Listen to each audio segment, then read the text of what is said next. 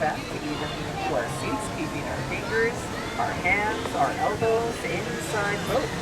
And away we go. Good afternoon, everyone, and welcome aboard Storybook Land Canal boats. Today we will be visiting miniature scenes made famous in some of Walt Disney's animated masterpiece movies. We are aboard at the enchanting Alice, inspired by Walt Disney's animated masterpiece movie, Alice in Wonderland. And it looks like we're about to be swallowed into the giant jaws of Monstro the whale, the very same whale that swallowed both Pinocchio and Geppetto, but please do not worry. Pinocchio was just one young little boy who built a fire inside his tummy, causing him to sneeze so hard, achoo, that he completely blew his tail right off, giving us an ancient entrance into Storybook Land. Oh, Monstro is on the whale he used to be. Coming up on the left-hand side will be the cave of the mischievous Big Bad Wolf. Our beloved three little pigs are safely across the canal in their houses made of straw, sticks, and 100% wolf-proof bricks. And a very, very happy birthday to everyone. Just around the river bend is the English village of Alice in Wonderland. It is right by the old mill where Alice spends most of her days daydreaming away to nonsense to another golden afternoon. In the center of the canal is Kensington Park. It is there that Wendy, John, and Michael and just a little bit of pixie dust flew off to Neverland, where they never, ever, ever had to grow up. All it took was just thinking of happy thoughts. Salam to everyone. Straight ahead is Agrabah, city of mystery and enchantment. Just beneath the Sultan's palace in that little busy marketplace is where Aladdin and Princess Jasmine met for the very first time. Yes, Aladdin and Abu had a lot of adventures in Agrabah, staying one step ahead of the lawman, one giant step ahead of the sword. We will now be gondoling underneath the twinkling rose-covered archways where Aladdin and Princess Jasmine flew off into a whole new world.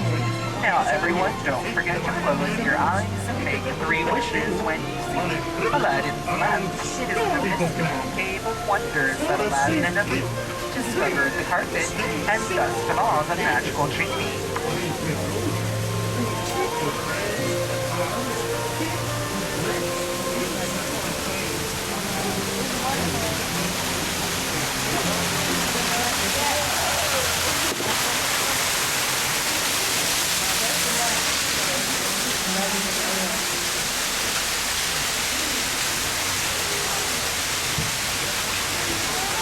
It looks like somebody wished to see a princess that just keeps on wishing for more wishes.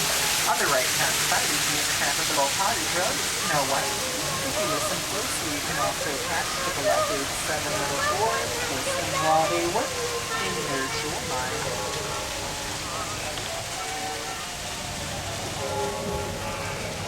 Towards the left-hand side is the old chateau where Cinderella used to live with her wicked stepmother and stepsisters.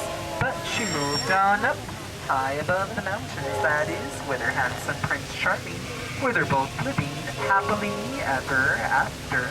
If you look closely, you can still catch the pumpkin coach halfway through the mountains.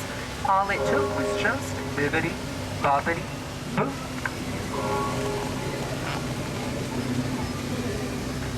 On our left-hand side is a giant unusual patchwork quilt completely made out of desert bloom. And just if you're curiouser and/or curiouser, all of our trees and plants in Storybook Land are real, but we're magically miniaturized only through a special process then known to Walt Disney but currently to Tinkerbell and a few of Disneyland resort gardeners.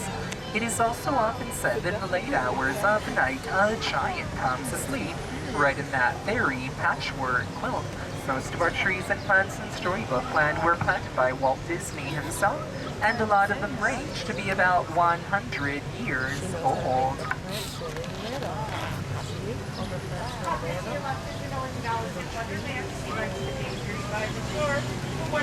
very curious now. Follow the white rabbit hole. On our left-hand side, by that tiny little tree stump, will be the tiny little home of Modest Mole.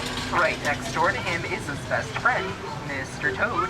But I hear that Mr. Toad isn't home right now. He's off on one of his many wild rides, off to nowhere in particular.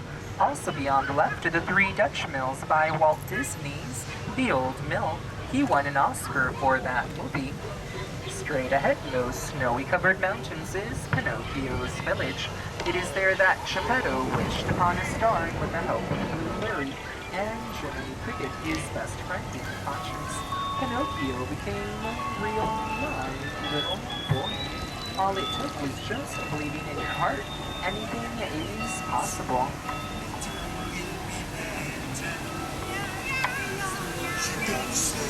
Coming up on the right are the sandy beaches where the Little Mermaid rescued Prince Eric and became part of Aurora.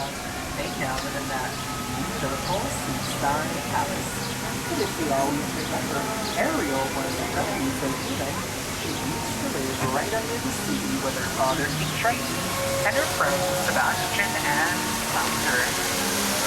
Ladies and gentlemen, boys and girls, I'd like to thank all of you for joining us here at Walt Disney's original Storybook Land Canal book. I do kindly ask that all of us keep our fingers, our hands, our elbows inside the boat as we are now approaching the dock for safety. Also, everyone, at 3, all of us will stand up together all at the same time so none of us go swimming under the sea.